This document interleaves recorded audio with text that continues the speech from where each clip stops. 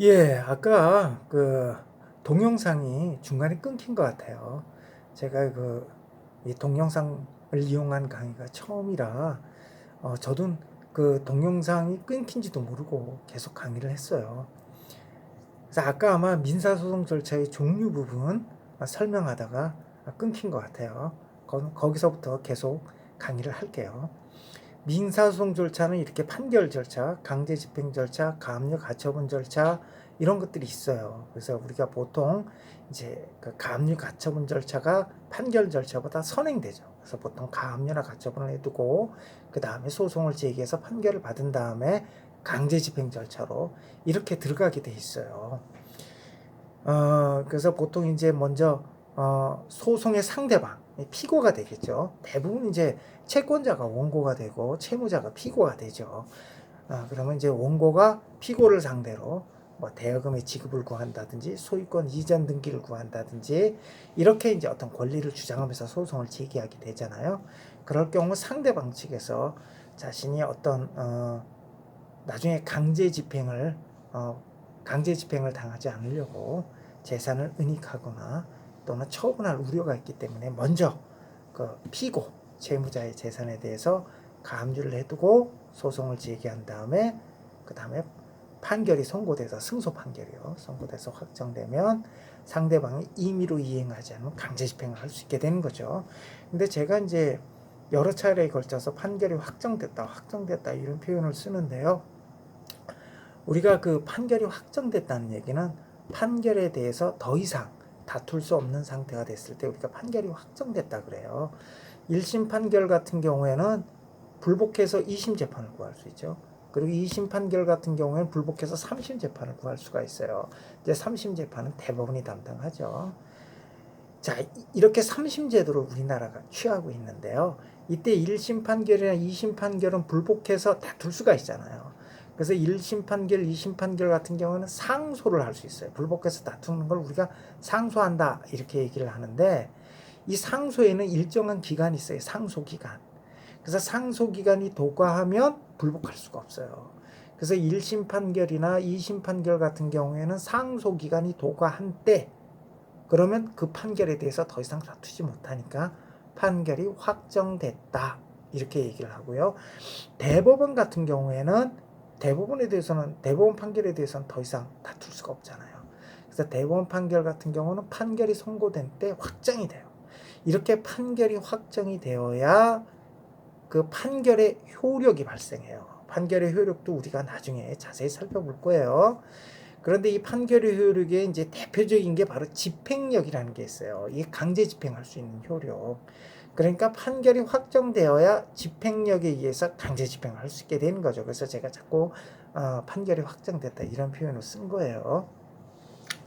자, 이렇게 민사소송 절차에는 하여튼 가압류 가처분 절차, 시간적 순서로 보면 가압류 가처분 절차, 판결 절차, 강제 집행 절차 이런 순서대로 진행이 돼요. 근데 거기 보면 뭐 독촉 절차 이런 게 있는데 독촉 절차는 뭐냐면 지급 명령을 구하는 그런 절차예요. 그러니까 소송을 제기할 수도 있지만 그 간단히 법원에 지급 명령 신청을 해서 법원이 지급 명령을 발령하는 방법으로 이렇게 해서 이제 내가 권리 구제를 받을 수도 있거든요. 지급 명령이라는 건 여러분이 이제 법원에 가서 지급 명령 신청서를 제출하시면 법원에서 그 상대방한테 지급 명령을 송달해 줘요. 그래서 이제 그 지급 명령을 송달받고 2주일 이내에 이의 신청하지 않으면 지급 명령의 내용대로 마치 판결이 확정된 것과 똑같은 그런 효력이 발생을 강제 집행할 수 있죠.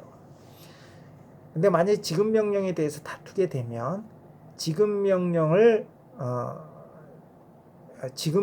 신청한 때 소를 제기한 것으로 간주돼서 소송 절차로 넘어가요.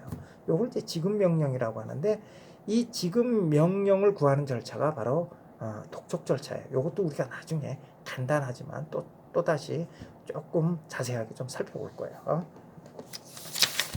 그 다음에 이제 신의 성실의 원칙 한번 보시죠. 신의 성실의 원칙. 이 신의 성실의 원칙은 우리 여러분들이 이제 민법에서도 신의 성실의 원칙 공부했죠. 민법 총칙 시간에. 그러니까 권리의 행사와 의무의 이행은 신이 쫓아 성실히 하여야 한다. 이게 신의 성실의 원칙 아니에요? 근데 우리 민사소송법에도 이런 신의 성실의 원칙을 명문으로 규정하고 있어요.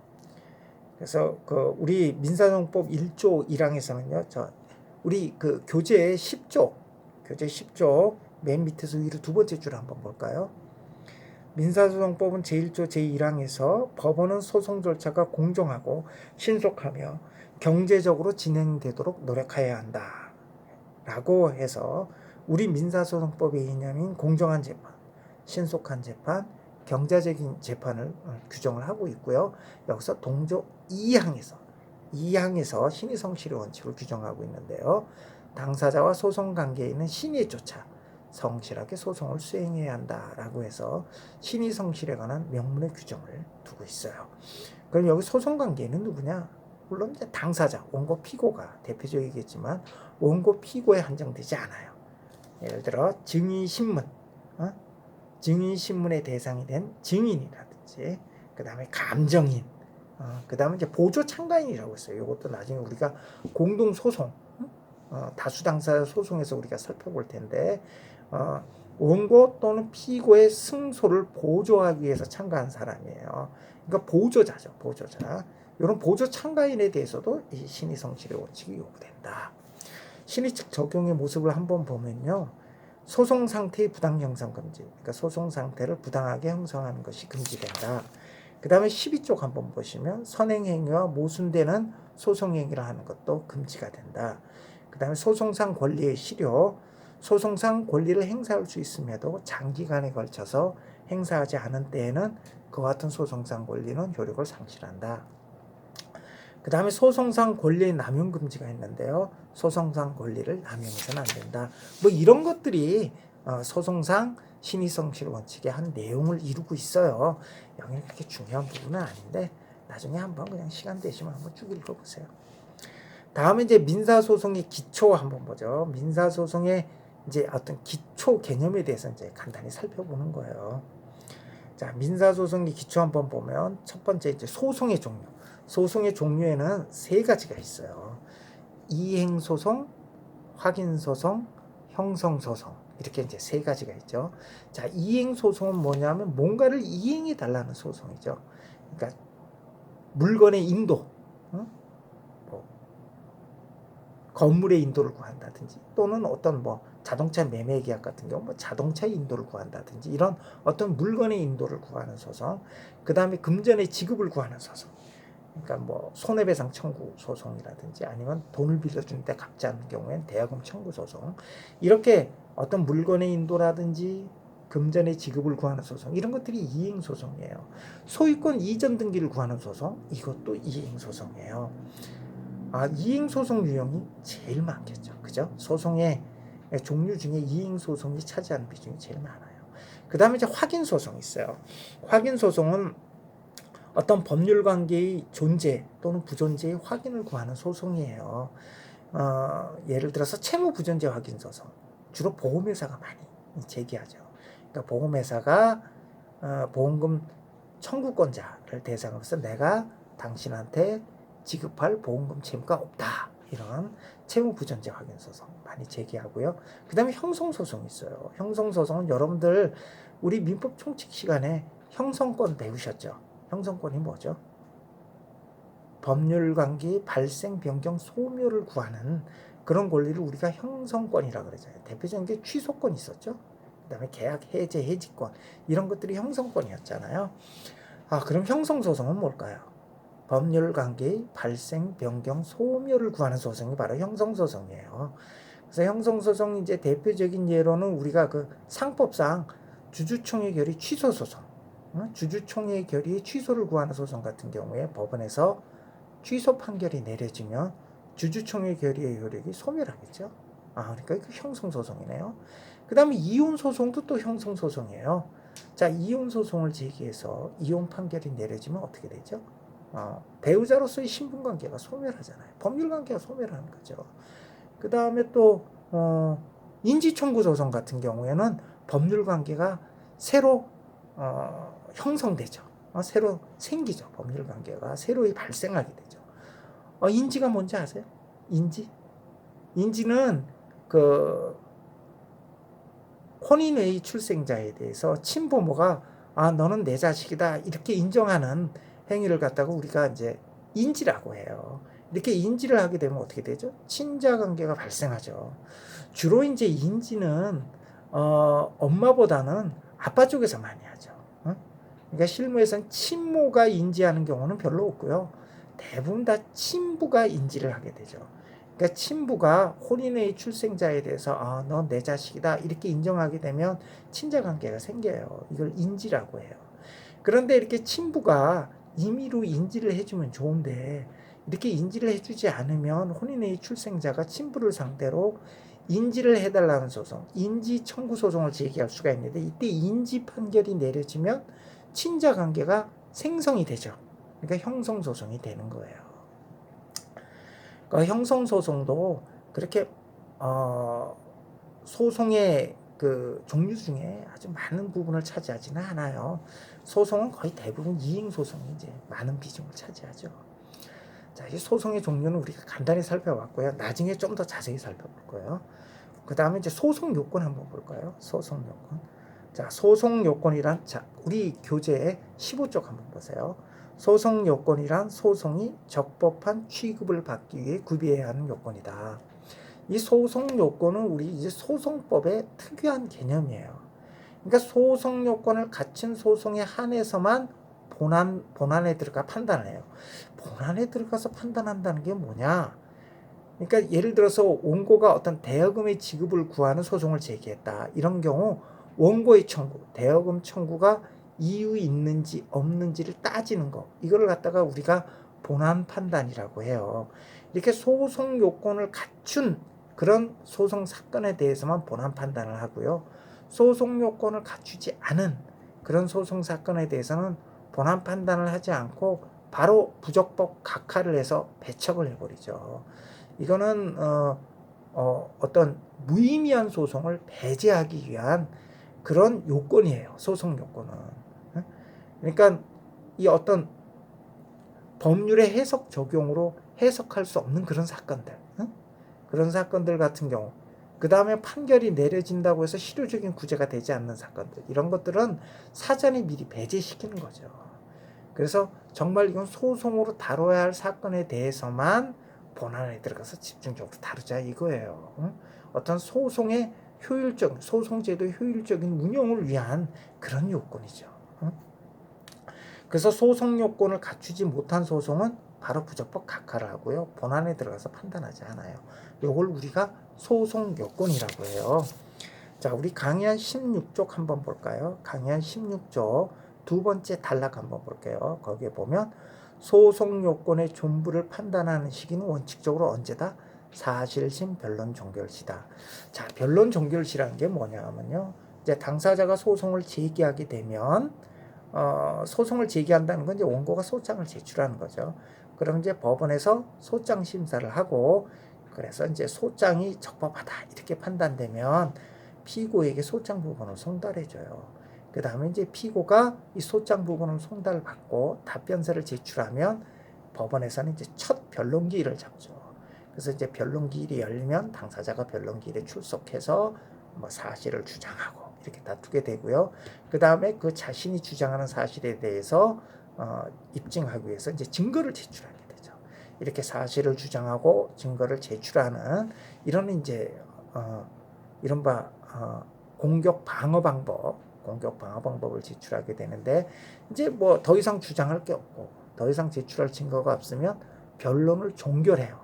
그래서 변론을 종결하고 난 다음에 판결 선고기일을 잡아서 판결을 선고하게 되면 1심 재판이 끝나는 거예요. 자, 이때 이 변론 종결 시, 요 변론 종결 시점까지 갖추면 된다는 거예요. 그러니까 소송 요건은 당초 소제기 당시에 갖추면 뭐 다상 바랄 나위가 없지만 적법하지만 그렇지 않다 하더라도 요 변론 종결 시까지만 갖추면 돼요. 근데 요 앞에 사실심 이렇게 나와 있는데요. 우리나라는 내가 아까 얘기한 것처럼 3심 재판 제도를 취하고 있다 그랬잖아요. 1심, 2심, 3심. 근데 이때 1심과 2심을 사실심이라 그래요. 사실심에서는 어떤 새로운 사실을 주장할 수 있고 증거를 제출할 수 있어요. 그러니까 사실관계를 다툴 수 있는 그런 신급을 우리가 사실심이라고 그래요. 그러면 삼심 재판은 어디서 담당하죠? 대법원에서 하죠. 이 삼심은 뭔가요? 이건 법률심이에요. 그래서 삼심에서는, 그러니까 대법원에서 하는 재판에서는 어떤 새로운 사실을 주장한다든지 새로운 증거를 제출할 수가 없어요. 거기서는 오로지 어떤 법리적인 당부만을 판단해요. 그래서 법률심이라고 해요. 법률심이라고. 그러니까 사실심, 변론, 종결 시점이라면 만약에 그 재판이 1심에서 끝났다. 그럼 1심 변론 종결시를 말하고요. 만약에 항소심까지 갔다. 2심까지 갔다. 그럼 2심 변론 종결시를 말하는 거예요. 그러니까 소송 요건은 언제까지 갖추면 된다? 사실심 변론 종결시까지 갖추면 된다. 그런데 소송 요건 중에 제소 당시, 당초 소제기할 당시를 기준으로 판단하는 게 하나 있어요. 그게 뭐냐면 관할이에요. 관할. 응? 우리가 이제 소를 제기할 때 관할권이 있는 법원에 소를 제기해야 돼요. 이게 이제 소송 요건이죠. 소송 요건. 관할에 대해서는 우리가 나중에 아주 자세히 공부를 할 거예요. 근데 이 소송 요건 중에 이 관할만은 제소 당시를 기준으로 판단해요. 그러니까 제소 당시에 관할권이 있는 법원에 소를 제기했어야 돼. 제소 당시에 관할권 없는 법원에 소를 제기했으면요, 이건 관할 위반에 부적법한 소송이에요. 설령 나중에 관할권이 생겼다 하더라도 적법해지지는 않아요. 그러니까 제소 당시를 기준으로 판단을 한다. 그러니까 소송 요건은 원칙적으로 사실심, 변론 종결시를 기준으로 판단을 하는데 관할권만은 제소 당시를 기준으로 판단한다. 그 다음 17쪽 한번 보시죠. 17쪽. 자, 소송 요건을 갖추지 못한 경우 소를 부적법 각하한다 그랬죠. 부적법 각하를 해요. 그런데 이 소송 요건 중에 소송 요건이 흠결되었다고 해서 부적법 각하하지 않는 게 하나 있어요. 그게 뭐예요? 그것도 또 관할이에요. 관할. 그러니까 관할은 소송 요건 중에 약간 삐딱한 애예요. 아까 특이한 애야. 이 관할의 경우에는 만약에 관할권 없는 법원에 소를 제기했다. 이런 경우에도 부적법 각하를 하지는 않고요. 관할권 있는 법원으로 사건을 이송해요. 이송. 응? 그래서 관할권 있는 법원으로 이송 결정을 해야지 부적법 각하하면 안 돼요. 그러니까 소송 요건 중에 관할이 약간 특이한 놈이죠. 그 다음 17쪽 두 번째 단락 보시죠. 소송 요건은 법원이 직권으로 조사해야 하는 직권조사 사항이에요. 그러니까 직권조사 사항. 그 문자 그대로 직권조사 사항. 직권으로 조사하는 사항이다. 법원이 직권으로 조사한다. 그래서 직권조사 사항이라고 해요. 자, 직권조사 사항은 법원이 조사할지 말지를 누가 판단해요? 법원이 자기가 직권으로 조사해서 판단하는 사항이란 말이에요. 직권조사 사항. 그래서 이 소송 요건은 직권조사 사항. 법원이 직권으로 판단하는 사항이야. 따라서 소송 요건에 관한 당사자의 주장은 법원의 직권 발동을 촉구하는 의미밖에 없어요. 그래서 당사자가 어떤 소송 요건의 흠결에 대해서 막 주장을 했는데 법원의 판사가 저 이상한 얘기하고 있어. 싹 무시해도 위법한 재판이 되지 않아요. 직권조사 사항은 법원이 직권으로 조사해서 판단하는 사항이지 당사자의 주장은 법원의 직권 발동을 촉구하는 의미밖에 없기 때문에 그래요. 자, 그럼 소송 요건은 다 직권조사 사항인가요? 원칙적으로는 직권조사 사항이에요. 그런데 뭐든지 원칙이 있으면 또 예외도 있죠. 그래서 소송 요건 중에 직권조사 사항 아닌 게 있어요. 그걸 뭐라 그래? 항변사항이라 그래. 그래서 항변사항은 뭐냐 하면 당사자가 항변한 경우에만 법원이 판단을 해요. 당사자가 항변하지 않으면 법원은 판단할 수 없어요. 설령 판사가 그 사실을 알고 있다 그래도 직권으로 판단하면 안 돼요. 당사자가 항변한 경우에만 판단할 수 있어요. 여기 이제 나중에 우리가 좀 더 들어가서 살펴보겠지만 요게 바로 처분권주의 때문에 그래요. 당사자가 주장하지 않았는데 판사가 임의로 판단할 수가 없어요. 그러니까 직권조사 사항은 예외적인 거죠. 그죠? 그 처분권주의라는 관점에서 보면 직권조사 사항은 예외적인 거예요. 근데 소송 요건은 직권조사 사항이야. 소송 요건은 직권조사 사항. 자, 그럼 소송 요건은 원칙적으로 다 직권조사 사항인데 예외적으로 항변 사항이 있다 그랬어요. 그게 뭘까요? 17쪽에 세 번째 단락 한번 보시면요. 중재 합의의 존재, 소송 비용의 담보 제공은 요건 항변 사항이에요. 그럼 중재 합의의 존재가 뭔가요? 우리가 이제 조금 있다가 대체적 분쟁 해결 수단에 대해서 우리가 살펴볼 거예요. 그걸 이제 영어로 ADR이라 그래. Alternative Dispute Resolution. 그러니까 직역을 하면 대체적 분쟁 해결이죠. 이 대체적 분쟁 해결 수단을 우리가 이제 조금 이따 이제 살펴볼 텐데요. 뭐를 대체하는 거예요? 소송을 대체하는 거예요. 소송. 그 제도화된 어떤 법적 구제 수단의 가장 대표적인 게 소송이잖아요. 근데 이 소송을 대체하는 수단, 요게 ADR이야. 근데 이 ADR은 크게 세 개가 있어요. 하나는 화해, 하나는 조정, 하나는 중재가 있어요. 그러니까 화해, 조정, 중재가 아주 대표적인 ADR이에요. 이건 왜 조금 있다가 이제 다시 살펴볼 텐데, 이 중에 이 중재라는 게 뭐냐? 중재라는 건 이제 당사자가 서로 합의를 해서 중재인의 판정에 의해서 분쟁을 해결하기로 한 거예요. 이런 경우에는 이제 중재인의 판정에 맡기게 되죠. 이와 같이 중재인의 판정에 의해서 분쟁을 해결하자, 이런 합의가 중재 합의예요. 이렇게 중재 합의를 한 경우에는 소송으로 갈 수가 없어요. 그때는 어떻게 돼? 중재인의 판정에 맡겨야 돼요. 우리나라에는 이제 중재에 관한 심판서로 중재 심판원이 있어요. 대한상사중재원 있어요. 대한상사중재원. 대한상사중재원에서 이 중재를 맡고 있어요. 이렇게 중재 합의가 있었을 때에는 소송을 제기할 수 없고요. 당사자가 자율적으로 한 합의니까 이 중재 합의에 따라서 대한상사중재원에 가서 중재 신청을 해야 돼. 그런데 이렇게 중재 합의를 해놓고 소송을 제기한 거죠. 이러면 이때 상대방이 중재 합의했는데 제 소송 제기했다. 이 소송은 부적법하다. 이렇게 다툴 수가 있어요. 그렇게 다투면 판사가 중재 합의가 있었는지 여부를 심리해서 중재 합의가 있었다. 이렇게 판단되면 부적법 각하를 하게 되죠. 이게 이제 중재 합의의 존재인데 이 중재 합의의 존재는 항변 사항이에요. 반드시 당사자가 중재 합의의 존재를 항변한 경우에만 법원이 판단해요. 항변하지 않았으면 판단할 수 없어요. 그 다음에 소송 비용의 담보 제공. 이게 뭐냐 하면 우리가 이제 재판에서 이제 소송에서 패소하게 되면 패소자가 소송에 소요된 비용을 부담해야 돼요. 이걸 소송 비용 부담이라고 하는데, 이 소송 비용의 담보 제공은 뭐냐 하면 예를 들어서 어떤 소송 사건인데 원고가 소송을 제기했는데 원고가 패소할 가능성이 높아요. 근데 이 원고가 외국인이야. 자, 이런 경우에는 나중에 소송에서 지고 난 다음에 자기 나라로 도망갈 수가 있잖아요. 그렇게 되면 소송 비용을 떼이게 되죠. 그래서 이때에는 예외적으로 소송 비용에 대한 담보를 제공해라, 이렇게 할 수가 있어요. 이게 소송 비용의 담보 제공이야. 근데 이때 소송 비용 담보를 제공하라고 했는데 제공하지 않았어요. 이런 경우에는 피고가 제 소송 비용 담보 제공하지 않았어요, 이렇게 항변을 해야 돼요. 그래서 이게 항변 사항이야. 그러니까 소송 요건 중에 항변 사항은 요 중재 합의, 소송 비용 담보 제공이 이게 항변 사항이에요. 그 다음에 좀 논란이 되고 있는 게 그 17쪽 밑에서 두 번째 줄 보면 부재소 합의라는 게 있어요. 부재소 합의. 요 부재소 합의가 뭐냐면 소송을 제기하지 않기로 하는 합의예요. 부재소. 소송을 제기하지 않기로 하는 합의.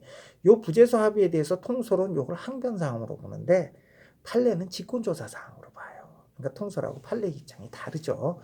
그러니까 판례에 의하면 부재소 합의에 대해서 당사자가 부재소 합의의 존재를 항변하지 않더라도 판사가 직권으로 조사해서 부재소 합의가 있었다라고 한다면 그 소송을 소송 요건 행결됐다는 이유로 부적법 각하할 수 있다는 거죠. 그런데 이제 이렇게 되면, 왜냐하면 당사자들은요 부재소 합의가 뭔지도 모르는 경우가 많아요. 부재소 합의 사실 별거 아니거든요. 우리가 보면 이제 어떤 교통사고를 당했다든지 아니면 뭐 폭행을 당했다든지 하는 경우 가해자하고 피해자하고 서로 합의를 하잖아요. 이때 합의를 하면서 뭐 가해자가 피해자한테 뭐 얼마 돈을 지급하고 그 다음에 뭐 이에 대해서 피해자는 더 이상 민사상, 형사상 책임을 묻지 않기로 한다라는 내용으로 합의를 하잖아요. 이때 민사상 책임을 묻지 않는다. 민사소송을 제기하지 않는다. 이게 부재소 합의예요. 이렇게 이제 부재소 합의를 해놓고 소송을 하는 경우가 있어요. 왜냐하면 뭐 금액이 더 적다든지 손해가 더 커졌다든지. 그래서 소송을 제기를 했는데 당사자는 그게 부재소 합의한지도 모르고 그냥 소송하는 경우가 많아요. 그 사실 부재소 합의라는 용어 자체도 이제 법률 용어다 보니까 어떤 법률 전문가 아니면 잘 모르는 수가 있어요. 근데 이제 판사님은 이제 소송하다 소송 기록을 보니까 이거 부재소 합의가 있어. 그럼 판사 입장에서 이거 부재소 합의가 있었구나. 그래? 그럼 너희 부적법 각하. 이렇게 할 수 있다는 거예요. 그런데 이렇게 하게 되면 어떻게 돼요? 당사자가 만약에 부재소 합의가 있는지 모르고 열심히 주장하고 열심히 증거를 제출했어요. 그런데 나중에 끝나고 나서 재판 변론이 종결되고 나서 판결이 선고됐는데 부재소 합의가 있다는 이유로 부적법 각하가 된 거야. 그럼 당사자는 얼마나 황당하겠어요. 그래서 우리 판례는 부재소 합의는 직권조사 사항이지만 만약에 당사자가 소송 중에 부재소 합의를 쟁점으로 다투지 않았다면 판사가 부재소 합의의 존재를 지적해서 당사자로 하여금 이에 관해서 의견 진술할 기회를 주도록 이렇게 하고 있어요. 만약 그와 같은 의견 진술의 기회를 주지 아니하고 부재소 합의의 존재를 근거로 부적법 각하하면 그 판결은 위법하다. 이런 게 우리 대부분의 입장이에요. 이것도 우리가 나중에 소송상 합의 부분에 가서 자세히 살펴볼 거예요. 다음은 이제 소송 행위 살펴보죠. 근데 잠깐 쉬었다가 소송 행위서부터 다시 한번 살펴볼게요.